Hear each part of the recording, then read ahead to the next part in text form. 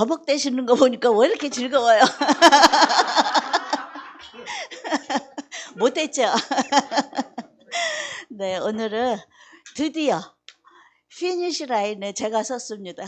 근데 허당 원이에요, 제가. 기도 좀 부탁드립니다. 24강 영적인 세계의 세 가지 측면에 대해서 다시 은혜를 나눠보겠습니다. 같이. 요한복음 8장 29절 나를 보내신 이가 나와 함께 하시도다. 내가 항상 그의 기뻐하시는 일을 행함으로 나를 혼자 두지 아니하셨느니라. 그리스도인들은 영적 세계를 잘 모르면서도 자기에게 불리한 것은 전부 마귀 취급을 하는 경향이 있습니다. 나와 기질이 잘 맞지 않는 남편도 마귀, 나를 괴롭히는 직장 상사도 마귀, 이런 식으로 생각하는 경향이 있는 것 같습니다. 이렇게 대결하는 구도 속에서는 영적으로 성숙해가는 것이나 좋은 인간관계를 맺는 것이 쉽지 않을 것입니다. 이러한 경직됨은 그리스도의 몸된 하나된 교회를 분열시키고 고통스럽게 하는 것입니다. 그러므로 그리스도인들은 무엇보다도 관용과 사고방식의 유연함을 가지는 것이 필요합니다. 남을 함부로 정죄해서는 안 되며 그들의 인격을 무시해서는 안 됩니다. 종교 전쟁으로 죽은 사람은 2차 대전 시에 죽은 사람보다 더 많으며 모든 아집 중에서 종교적 광신만큼 무서운 것이 없는 것입니다. 구원의 길은 오직 예수님뿐이지만 우리는 불신자나 심지어 무신론자에게도 배울 것이 있음을 잊어서는 안 됩니다. 아멘. 우리가 교회를 처음 나가면서부터 그때부터는 능력받고 권능받고 은사 받으려고 엄청 싸우면서 지내왔잖아요. 그러니까 능력은 싸우게 만들고 또 진리는 우리 자신의 모습과 하나님을 보게 하고 사랑은 이기게 한다고 말씀하고 계십니다. 그래서 우리는 이제 애굽, 광야, 가나안으로 들어가기 위해서 사랑의 나라로 생명의 나라로 들어가기 위해서 우리가 24강까지 이렇게 열심히 앉아서 훈련을 받고 있죠. 그래서 세 가지 단계는 어떤 단계가 있는가 알아보겠습니다. 관용하고 넓어지는 것, 이것만이 그리스도인들이 참다운 자유함의 세계로 들어가는 길인 것입니다. 사람은 원래 영적인 존재로 지어졌습니다. 그래서 그 영혼의 존재 목적대로 살아가야 합니다. 그 존재 목적에 반하는 삶은 하나님이 기뻐하지 않습니다.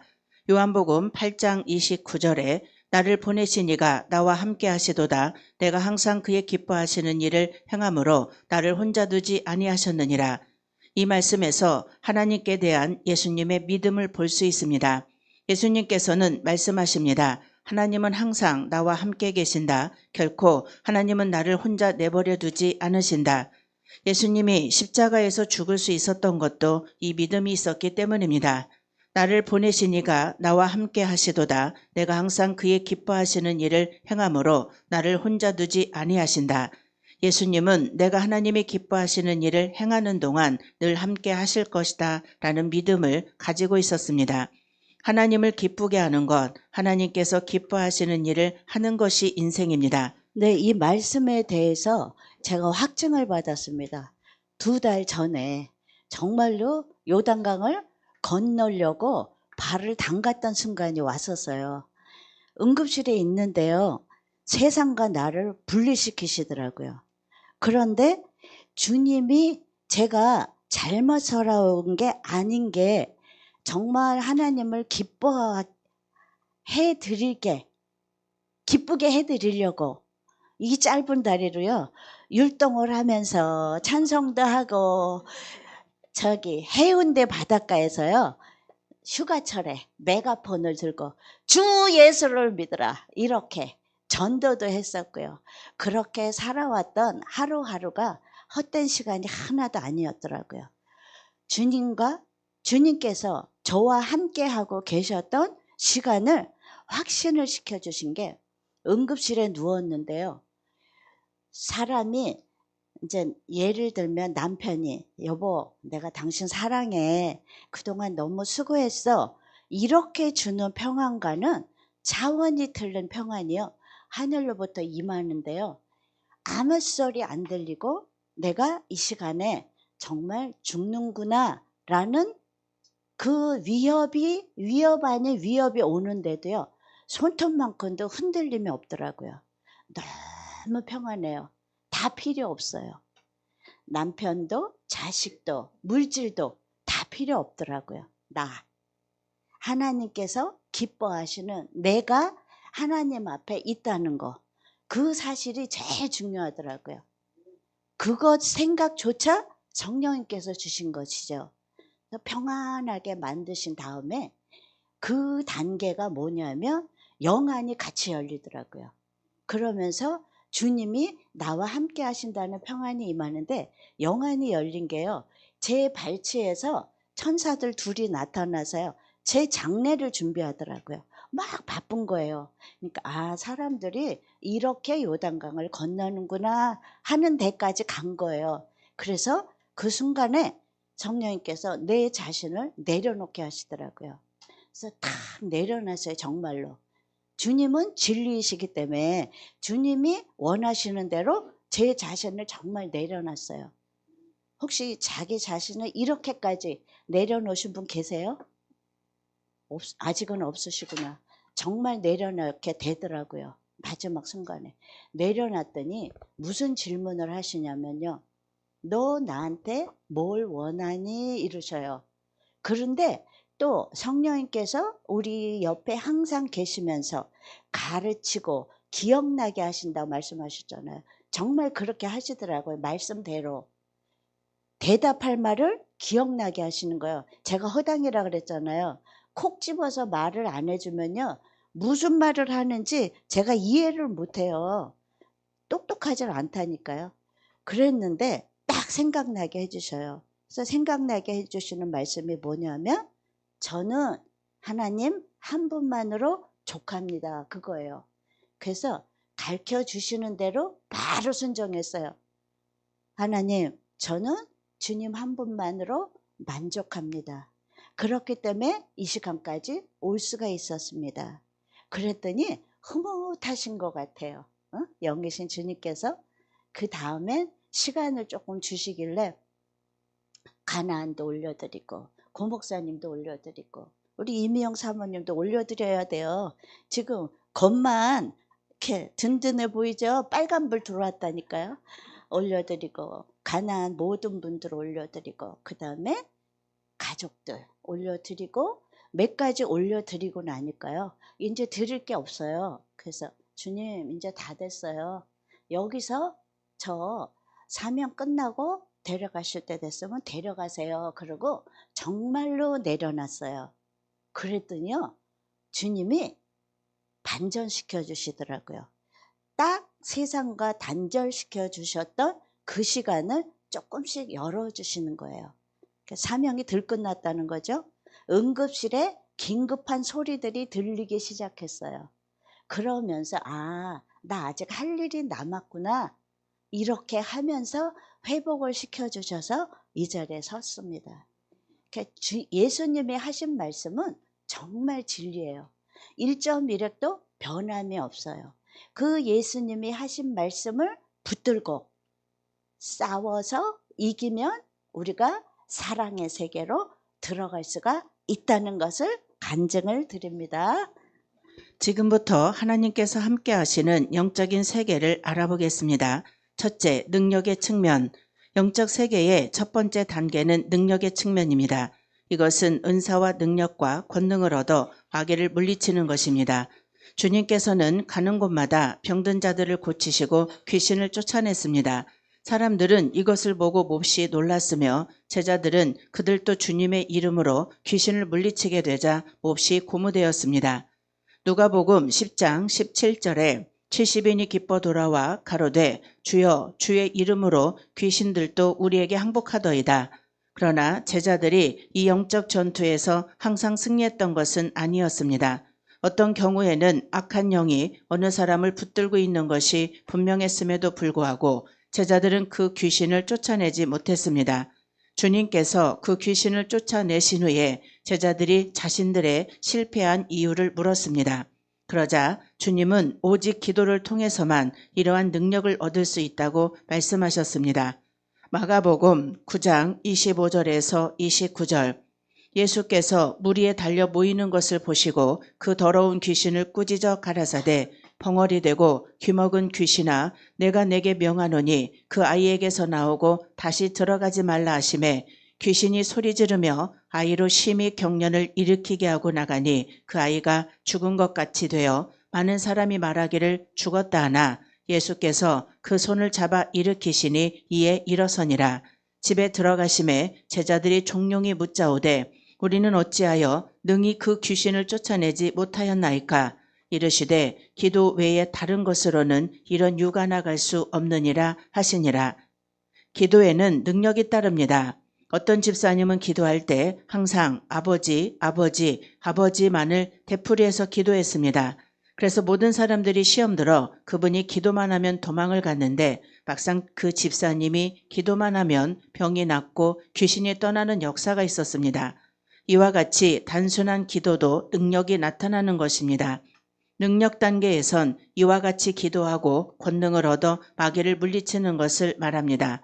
그러나 이것은 가장 기초적인 단계라고 할 수 있습니다. 그러나 이러한 능력의 차원이 진리의 차원으로 더 나아가 사랑의 차원으로 발전해 갈 때 엄청난 역사가 더해집니다. 위의 능력으로 악한 세력을 쫓아내는 것은 일시적으로는 회복된 것 같이 보입니다. 그러나 근본적인 해결책이 되진 못합니다. 어떤 경우에는 더 나빠지기도 합니다. 결국 사람들이 망가지고 병들고 악한 세력에 시달리는 것은 진리에 대한 이해와 체험이 부족하며 사랑을 받지 못했고 또 사랑하지 않기 때문입니다. 사람들이 자기 영혼 속에 하나님의 능력으로만 살아가서는 한계가 옵니다. 그러나 우리의 영혼 속에 능력과 진리와 사랑이 함께 채워질 때 강하고 완전한 역사가 일어납니다. 아멘. 이 능력의 측면이 바로 애굽 차원이죠. 이 애굽 차원에서는 기도가 제일 중요합니다. 그래서 우리 어때요? 지금의 우리 성대가 이 애굽 시절을 지나오느라고 뭉툭하게 돼버렸죠. 깨꼬리 같은 목소리였는데, 근데 그때만 해도 기도와 능력받고 권능받는 게 단줄 알고요.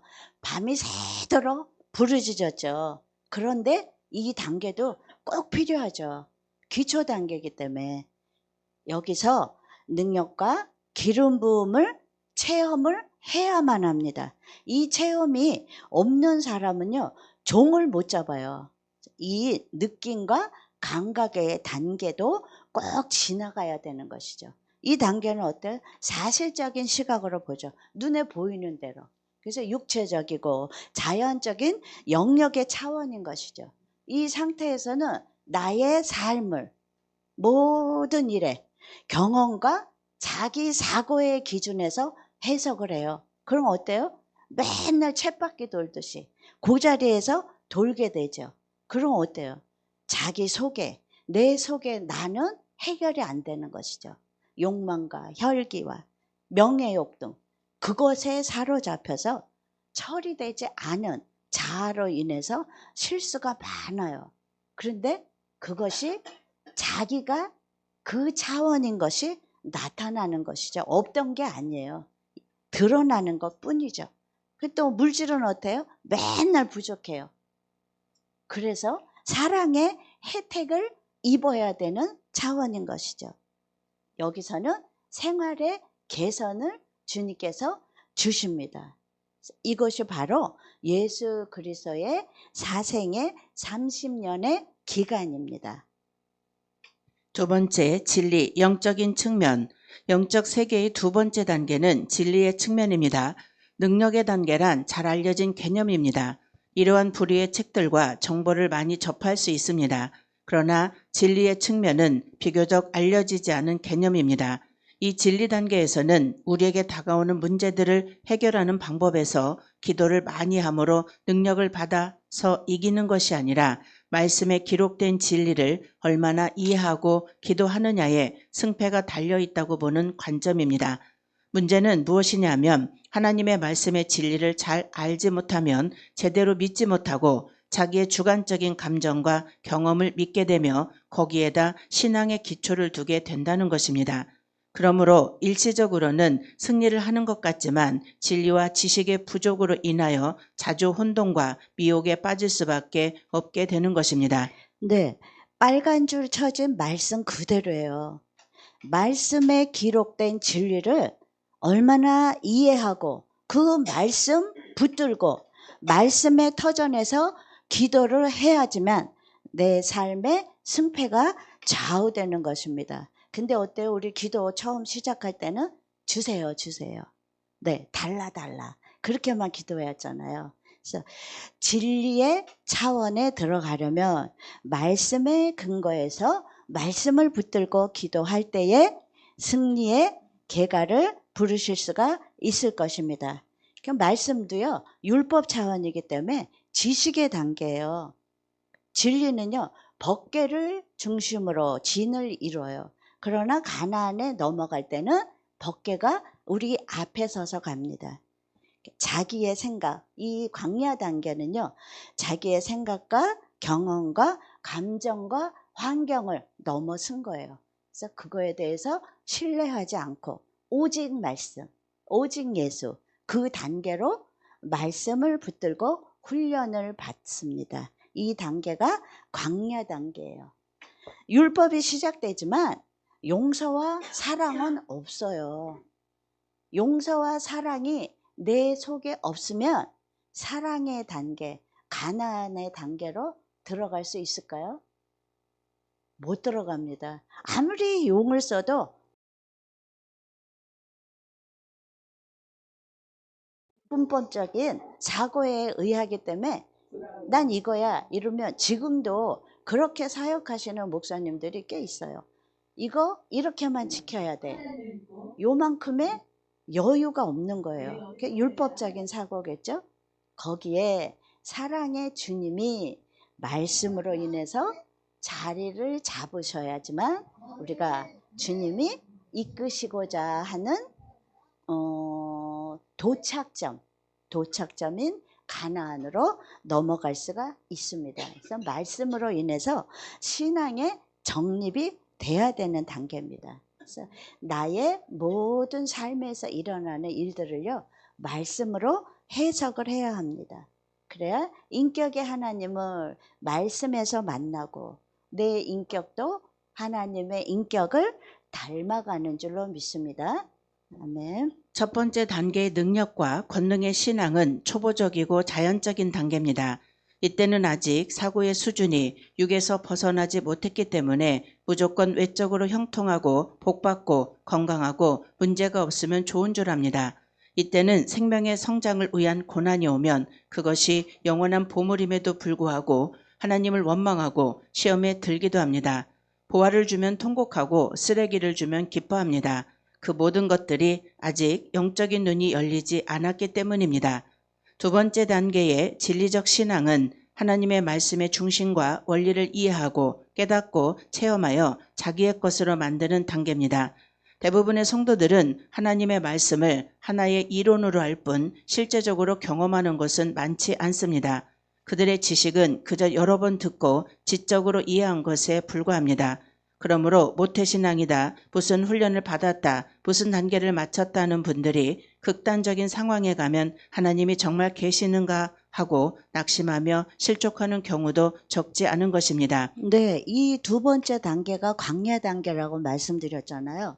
이 단계에서 가장 중요한 것은 말씀의 중심 원리를 이해하고 깨달아야지만 주님과 만나고 말씀 속에서 주님이 원하시는 뜻이 무엇인가라는 것을 깨달을 수가 있다는 것입니다. 그래야지만 어떤 일이 다가와도 주님께서 이 일을 통해서 무엇을 하기를 원하시는가를 깨달을 수가 있다는 것이죠.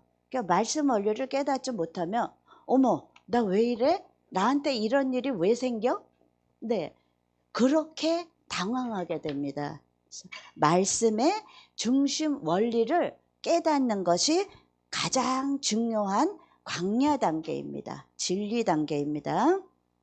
사실 이 경우는 신앙이 실족했다기보다는 원래의 신앙을 드러낸 것입니다. 주님께서 환난을 통하여 자신의 본체를 보여주신 것이므로 사실 그것은 복이 되는 것입니다.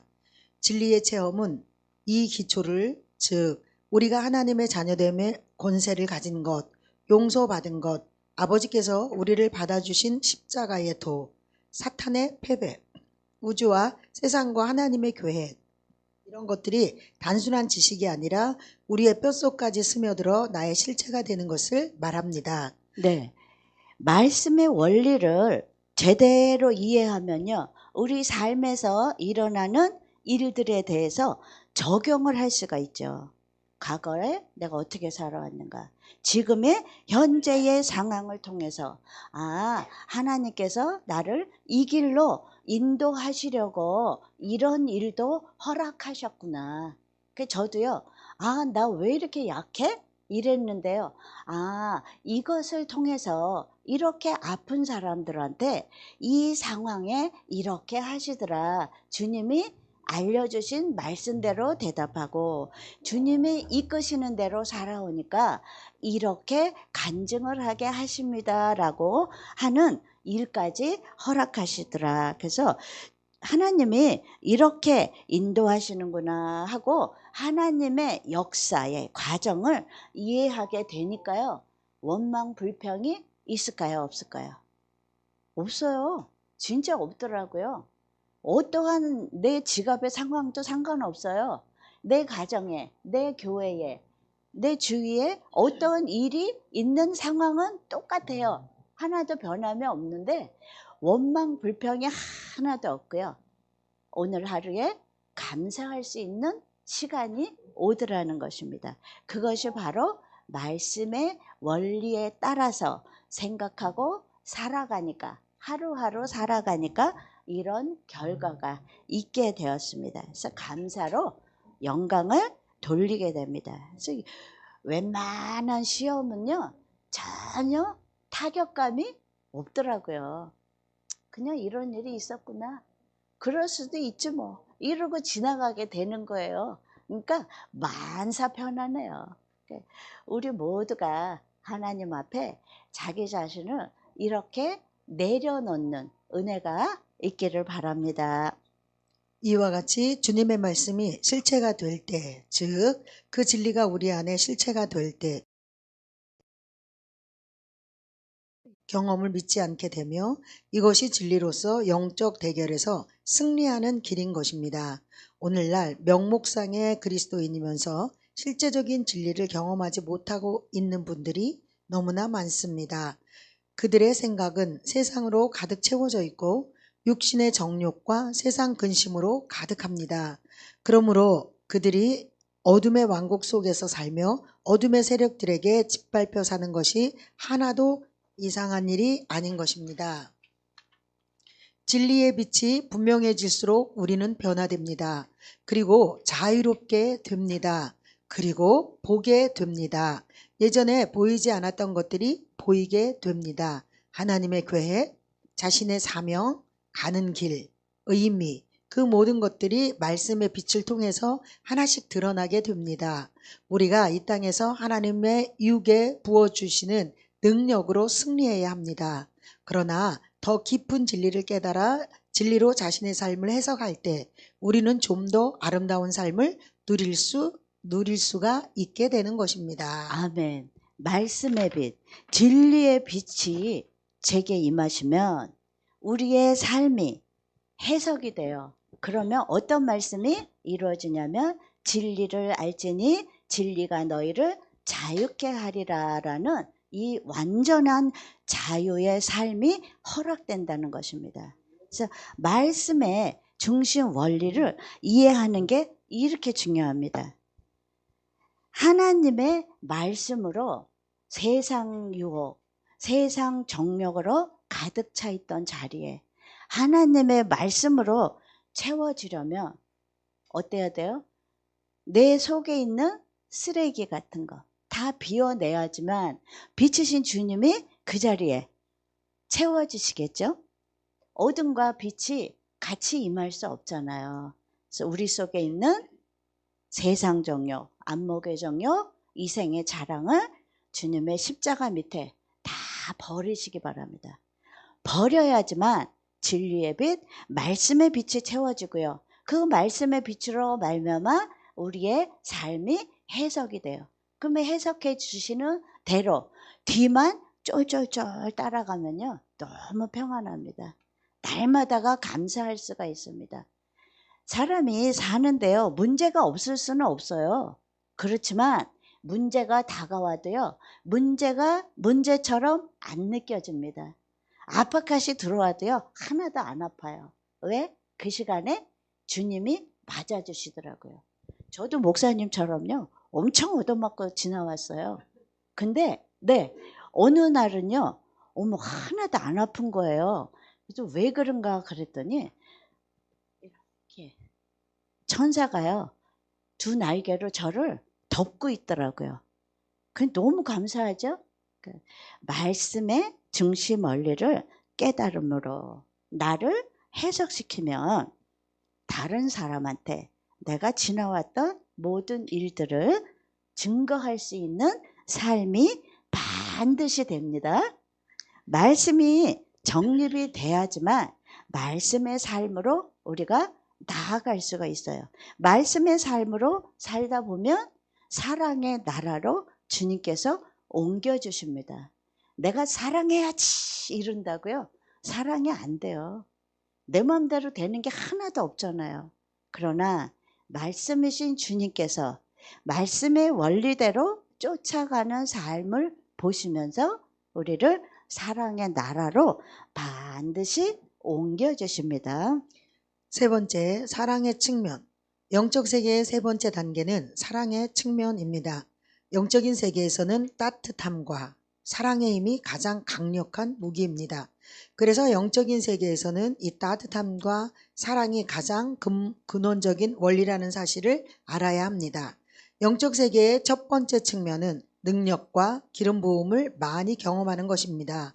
이것은 육체적이고 자연적인 영역의 차원입니다. 이 단계에서는 능력을 받으나 아직 육의 욕망, 정욕, 혈기 등이 처리되지 않아 많은 실수가 있습니다. 그러므로 유명한 사역자, 심지어 기적을 일으키는 사역자들도 쉽게 정욕과 명예욕에 굴복되어 실족하곤 합니다. 이것은 타락이라기보다는 본인의 상태가 감추어진 것이 드러난 것뿐입니다. 영적 세계의 두 번째 측면은 느낌과 감각 단계를 넘어선 진리의 빛의 체험입니다. 이 단계에 오면 자기의 생각과 감정을, 경험과 환경을 신뢰하지 않으며 오직 하나님의 말씀이 말하는 것에만 주의를 기울입니다. 그래서 영적인 세계의 세 번째 측면은 사랑, 인격의 단계입니다. 이는 신의 성품에 참여하는 것을 말하며 영원히 눈을 뜨고 주님과 연합하며 타고난 자기 사랑이 죽고 그리스도의 생명과 사랑이 자기의 삶 속에 나타나는 것입니다. 주님의 손이 다루심을 경험해 갈수록 그 사람에게는 주님의 따뜻함, 긍휼, 자비가 나타납니다. 이것이 진정 그리스도의 열매이며 생명에 속한 것입니다. 정말로 영의 눈이 떠지더라니까요. 마지막 때가 아니어도 떠져요. 근데 마지막 때에서야 정말로 이 말씀이 진리구나. 영안이 떠지는구나. 그러면서 주님과 내가 하나가 됐구나. 이게 체험을 했다니까요. 이 말씀이 그냥 쓰여진 말씀이 아니에요. 여러분들이 우리 모두가 이 말씀이 그저 쓰여진 말씀이 아니라는 거. 진리의 말씀이라는 것을 믿으시기 바랍니다. 사랑의 단계로 가면은요. 여기가 주님이 살아오신 부활의 생애에 됩니다. 부활 생애가 되는데요. 이게 영성의 단계입니다. 가나안의 단계, 사랑의 단계가 됩니다. 이 단계로 넘어가면요. 진리가 역사해 주십니다. 이 진리가 역사하는 단계에 들어가려면요. 내 안에 사랑이 없으면 안 돼요. 넘어갈 수도 없어요. 요단강이 건너지지가 않아요. 주님께서 곧까지 스톱하십니다. 그래서 사랑이 반드시 있어야지만 요단강은 넘어갈 수가 있고요. 진리가 열리게 됩니다. 그러니까 열리면서 주님과 연합하는 삶이 되죠. 그러면 사랑으로 뭉쳐진 사람한테는요, 냉랭함이 있을까요, 없을까요? 없어요. 그냥 따뜻해요. 원수가 앞에 와도 따뜻해요. 그럼 그 사람이 불쌍해 보이죠. 누가 어떤 사람에 대해서 얘기를 하는데요, 어머 너무 불쌍하다 이 생각부터 드는 거예요. 현실적인 사실의 눈으로 보면 제가 제일 불쌍하거든요. 근데 말씀 듣는 그 사람이 불쌍하게 생각이 되는 거예요. 아, 이분은 너무 상처가 많게 살아왔구나, 불쌍하다, 이게 되는 거예요. 그러면 그게 내 마음이 아니죠. 주님 주신 사랑의 마음이죠. 따뜻함도 있고 긍휼과 자비도 드러나죠. 숨길래야 숨길 수가 없죠. 그리고 또 온 지면에 온유함이 가득한 모세처럼 온유함도 우리에게 나타납니다. 이 온유함이 있어야지만 모세가 이스라엘 민족을 출애굽을 시킨 것처럼 귀한 영혼들, 예수 그리스도의 보혈로 산 귀한 영혼들을 주님께로 이끄는 미래가 열리게 된다는 것이죠. 그래서 우리의 마음에 가장 중요한 것은 사랑과 평안과 안식, 이 세 가지는 절대로 놓치면 안 된다는 것이죠. 우리 전에 하신 목사님이 절대로 안식을 놓치지 않았다 그러셨잖아요. 너무 잘하신 것 같아요.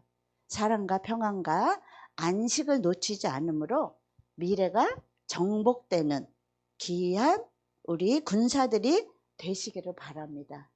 이렇게 되면 신의 성품에 참여하게 되죠. 이것이 바로 주님과 연합하게 된다는 단계인 것입니다. 이것이 예수 그리스도의 생명과 사랑이 우리의 삶 속에 나타나는 것이죠. 이 단계는요, 자기 사랑, 자기 애, 자기 연민은 이미 죽은 단계인 것이죠.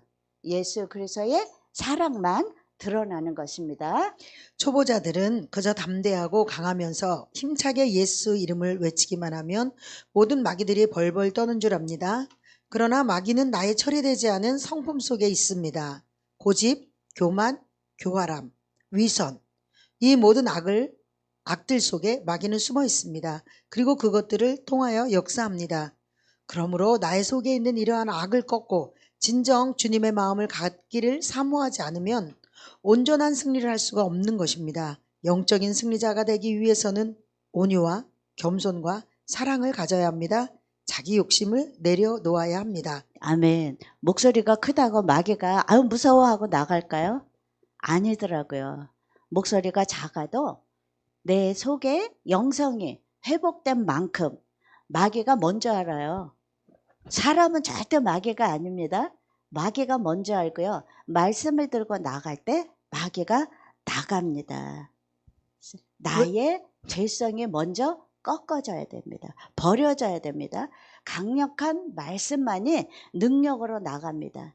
그래서 말씀의 검을 주님이 왜 쥐어주셨겠어요? 말씀의 검을 들고 나가는 자리에는요, 마귀가 견디지 못합니다. 그러므로 내 속에 내 죄성이 남아 있지 않는 상태가 되기를 예수의 이름으로 축원을 드립니다. 왜 에덴에서 하와는 유혹에 넘어졌을까요? 그것은 마귀의 제안이 하나님의 명령보다 자기에게 훨씬 유리했기 때문입니다. 불순종하면 죽는다는 하나님의 말씀보다 내가 하나님이 될 수 있다는 마귀의 말이 훨씬 더 달콤하게 들립니다. 회개하라, 순종하라는 주님의 말씀보다 너는 진정 위대한 하나님의 종이다 라고 속삭이는 마귀의 말이 훨씬 더 매혹적입니다. 이런 것들을 깨닫는 자는 너밖에 없다 라고 마귀가 거짓된 생각을 넣어줄 때 환난과 고통의 훈련을 통해 겸손을 배우고 자기 포기를 경험하지 않은 사람은 이것을 이겨낼 수 없습니다. 이러므로 많은 사람들은 주님께 순종하고 연합되는 것을 추구하기보다는 자신이 드러나기 원하며 남들이 알아주고 인정해주는 사람이 되고 싶어하며 그러한 성공을 향해서 달려가는 것입니다. 그 영원한 결과를 알지도 못하면서 말입니다. 온유하지 않은 사람은 마귀를 이기지 못합니다. 어떠한 상황에서도 온유의 시험에서 이겨나가지 못할 땐 이미 자신과 마귀의 종이 된 것입니다. 온유의 성품은 영적인 세계에서는 아주 중요합니다. 이 성품으로 영적인 세계가 열리며 누리며 계속해서 열고 나갈 수 있기 때문입니다. 이 성품을 소유하지 못할 때는 자신의 영혼을 어둠의 세계로 던지는 것입니다. 아멘. 사랑이요. 신앙의 최고봉이잖아요. 사랑의 속성에 온유가 있더라고요.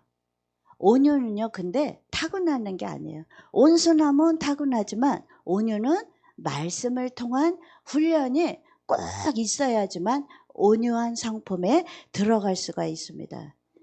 그래야지만 하나님의 성품에 참여하게 되는 것이죠. 그래서 저와 여러분이 모두 다, 우리 함께 모두 다 온유한 성품을 갖게 되기를 바랍니다. 이 성품이 깨어나고 성숙하지 못하면 진정 주님께서 가르치시는 말씀과 천국의 기쁨을 우리는 누릴 수 없습니다. 이 온유의 성품은 하나님의 성품이며 천국의 마음입니다. 이 성품을 가진 자는 천국의 행복을 누리게 됩니다. 주님의 손에 훈련되어질수록 주님의 마음이 임합니다. 그리고 주님의 마음은 사랑입니다. 긍휼이고 자비입니다. 능력의 차원에 있는 사람의 관심은 누가 세고 약한가에 있습니다. 지식의 차원에 있는 사람의 관심은 뭐가 옳고 그르냐입니다. 그는 많은 것을 보거나 불합리한 일을 겪으면 견디지 못합니다. 경우 없는 사람을 참아내지 못합니다. 하나님께서 왜 그런 사람을 자신에게 보내시는지 아직 눈이 열리지 않아서 볼 수 없기 때문입니다. 사랑의 차원에 있는 사람은 모든 상황, 모든 사람을 긍휼과 포용의 시선으로 봅니다. 그는 강도를 보아도 불쌍하고 간음자를 보아도 불쌍합니다. 그것은 주님의 마음으로 그들을 보기 때문입니다. 바리새인들은 세리와 창기를 옳으냐 그르냐의 차원에서 보았기 때문에 돌로 치고 싶어 했습니다. 오늘날 많은 사람들이 자신의 마음속에서 남들을 돌로 칩니다. 그러나 주님께서는 오직 사랑으로 긍휼로 모든 사람들을 보셨습니다. 심지어 자기를 못 박은 자들도 불쌍히 여기고 사랑하셨습니다. 사랑이 있는 만큼 우리는 세상을 이기며 마귀를 이기며 온전해집니다. 사랑은 아버지의 마음입니다. 사랑이 있는 자는 거지도 불구자도 거리의 방랑자들도 국률한 마음으로 보게 됩니다. 세상 사람들은 육의 눈에 비친 화려한 색깔, 비인되나 탤런트 같은 외적 아름다움밖에 보지 못하지만 영의 눈이 열리고 주님의 눈이 열리면 방탕아들도 희대의 살인자들도 그저 불쌍한 마음으로 용서와 사랑의 눈으로 보게 되는 것입니다. 마귀는 끊임없이 우리에게 미움과 분노를 줍니다. 교만을 주고 높아지라고 부추깁니다. 강팍함을 주며 지지 말라고 부추깁니다. 그러나 주님은 우리에게 온유와 겸손과 사랑을 주십니다. 우리는 마귀와 세상과 싸웁니다. 어떤 사람이 우리를 미워할 때 우리의 무기는 사랑입니다. 우리의 사랑이 그들의 미움보다 약하면 우리는 지게 되고 서로 미워하게 됩니다. 그러나 우리의 사랑이 그들의 미움보다 강하면 우리는 이기게 되고 그들 속에 있는 미움의 영은 떠나가며 우리는 서로 사랑하게 됩니다. 기독교는 사랑입니다. 사랑은 따뜻함입니다. 사랑은 아름다움입니다. 가까이 있는 사람들, 진정 우리에게 주님께서 보내신 소중한 사람들, 하나님은 우리에게 먼저 그들을 사랑하는 훈련을 하게 하십니다. 사랑이 온 세상을, 모든 사람을 치유하며 온전케 할 수 있기 때문입니다. 그러므로 따뜻한 그리스도인들은 진정 주님의 사람이며 주님께서 세상을 아름답게 만드시기 위하여 사용하시는 귀중한 도구인 것입니다. 아멘. 사랑이요, 가장 강력한 무기잖아요. 또 아름답고 또 세상을 바꾸는 힘이 되는 게 사랑이죠. 우리 모두가 사랑의 사람이 되는 것을 목표로 삼으면 좋겠습니다. 또 우리가 사랑하는 것을 보고 그렇지 못한 사람들이 변화받아서 주님의 나라로 들어오므로 이 세상이 아름답게 되기를 예수 그리스도 이름으로 축원을 드립니다. 아멘. 감사합니다.